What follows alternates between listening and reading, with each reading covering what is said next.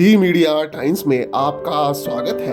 मध्य प्रदेश के सागर में आयोजित श्रीमद् भागवत कथा के तीसरे दिन बुधवार को बागेश्वर धाम के पीठाधीश्वर पंडित धीरेन्द्र कृष्ण शास्त्री ने श्रोताओं को कहा कि जिस किसी का भी मन भगवान के भजन में नहीं लगता है वह भागवत में बताए गए 4 उपायों को अपनाकर भगवान की भक्ति कर सकता है और अपना कल्याण कर सकता है। हमारा आपका मन वासना में ज्यादा लगना चाहता, उपासना में कम। तो महाराज परीक्षित जी कहते हैं, महाराज हमारा मन भी कितना सरल तो नहीं है कि भगवान के भजन में लग जाए। तो उपाय बताए सुखदेव जी ने।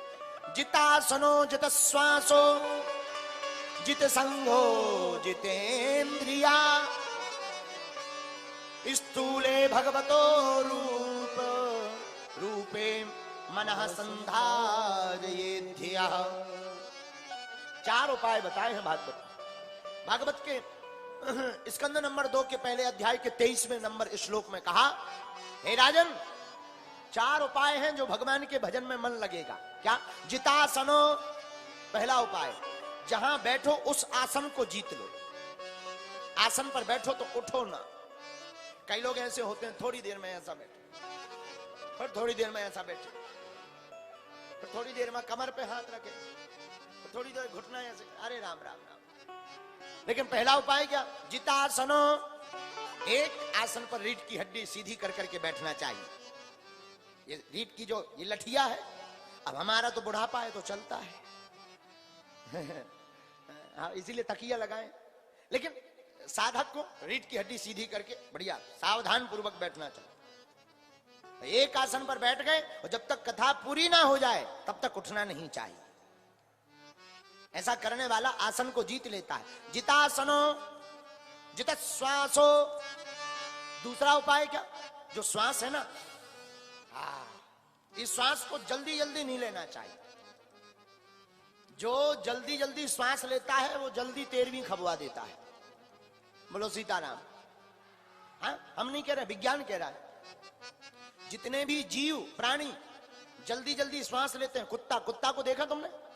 कुत्ता एकदम बहुत जल्दी जल्दी श्वास लेता है, 13-14 साल में निपट जा। जो बड़ी देर में श्वास लेता है वो ज्यादा दिनों तक जीता। इसलिए श्वास को रोक करके, थोड़ा रोकी फिर छोड़ी, धीरे धीरे अभ्यास होगा, इकट्ठा नहीं। कि तुम पतो चले कि एक बार क्या हुआ, हमारा चेला चंगीलाल, हमारा चेला चंगीलाल के बाप को नाम फोकटलाल। फोकटलाल देख रहे थे टीवी। चंगीलाल गया स्कूल, मुंडन हो गए। मास्टर ने पूछा मुंडन क्यों हो गए? बोले बाप चलो गाओ। मास्टर बोले कैसे? बोले टीवी के कारण, योगा के कारण। तो मास्टर बोले योग करने से तो लोग बचते हैं। बोले हमारे पिताजी तो चले गए। बोले क्यों? बोले टीवी पे आया कि श्वास को अंदर लीजिए। हमारे पिताजी ने अंदर ले ली, तब तक लाइट चली गई। जो श्वास को अंदर लेने को कहेगा भी ये कह ही नहीं पाए कि श्वास को छोड़िए, और तब तक लाइट चली गई। और पुराने जमाने की लाइट तो 1 घंटा बाद आई, जो ले ही चले गए बोलो सीताराम, जोर से कहो। तो जितासनो जित श्वासो। दूसरा उपाय, श्वास को जीतो धीरे धीरे।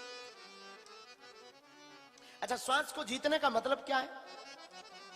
श्वास को जीतने का मतलब जिसकी श्वास देर से चलती है उसका मन बहुत कम विचलित रहता है। सांस जल्दी जल्दी चलना, घबराहट होना, मन बहुत विचलित रहना है। महाराज मन को सावधान कैसे करें? श्वास को जब लेवें तो भगवान का कीर्तन करें, श्वास को जब छोड़ें तो भगवान का कीर्तन करें। ऐसा करने से श्वास पर विजय प्राप्त कर ली जाती है। बोलो सीताराम। सांसों की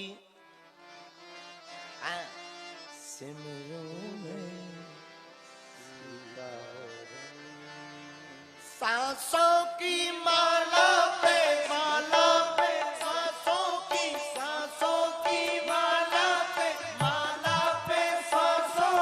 सिमरों में सीताराम,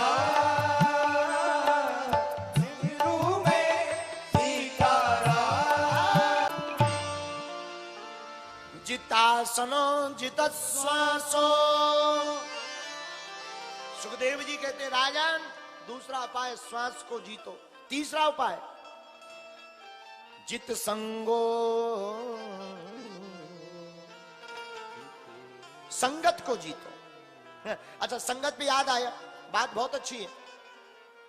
प्रत्येक माता पिता को यह ध्यान देना ही पड़ेगा कि हमारी बालिका और हमारा बालक संगत किसकी कर रहा है।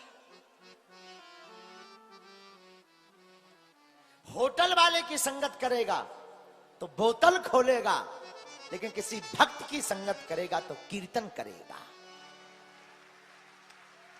अब तुम्हारा निर्णय है। तुम्हारी बालिका आजकल ये पाश्चात्य सभ्यता और पाश्चात्य कल्चर के नाम पर, महाराज जी कहीं नहीं हमारी बेटी तो पार्टी में गई थी। ये रातों भर पार्टियों के नाम पर धांधलबाजी परोसी जाती है, संस्कारों को बिगाड़ा जाता है। ये पार्टियों के नाम पर पाश्चात्य संस्कृति को परोसा जाता है। हमारी प्रार्थना है अपने बच्चों को, अपनी बेटी को और अपने बेटों को रात को मत कहीं जाने दो। शाम के समय भगवान की कथा रामचरितमानस को पढ़ने दो घर पर, और जाएं भी तो आपके साथ जाएं। तो जित संगो, चौथा उपाय जितेंद्रिया। चौथा उपाय है अपनी इंद्रियों को जीतो। जो इन चारों उपायों को कर लेता है भैया, वह जीते जी ही आहा, उसका मन बड़ा शांत हो जाता है। और जहां मन शांत हुआ, सोई जो है ठाकुर जी की कृपा उस भक्त के ऊपर हो जाती है। मन भजन में लगने लगता है, और जहां मन भजन में लगा सोई खुमारी चढ़ने लगती है, और वह साधक जीते जी मुक्ति को प्राप्त हो जाता है। एक संत बड़ा अच्छा गीत गाते थे, प्राणी, बड़ा अच्छा गीत गाते थे। काम तेरे कोई न आवेगो, काम तेरे कोई न आवेगो, काम तेरे कोई न आवेगो, काम तेरे कोई न आवेगो। ओ प्राणी, ओ प्राणी, ओ प्राणी भजले सीताराम, काम तेरे कोई न आवेगो। ओ प्राणी भजले सीताराम, काम तेरे कोई न आवेगो। बैठ जाओ, कथा ही काम आएगी, बाकी कुछ भी काम आने वाला नहीं है। अच्छा एक बात और, क्षमा करना, हम लोग दुनियादारी की बातें तो बहुत करते रहते हैं, भजन करते हैं तो आलस आती।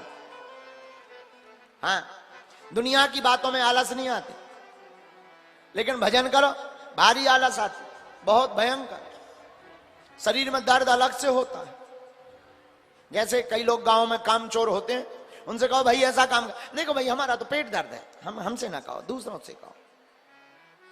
बाकी बात, बाकी संसार की बात। ऐसे ही एक बार हमें याद आ गई कथा एक, फिर आगे हम कथा में बढ़ते हैं विदुर चरित्र की तरफ।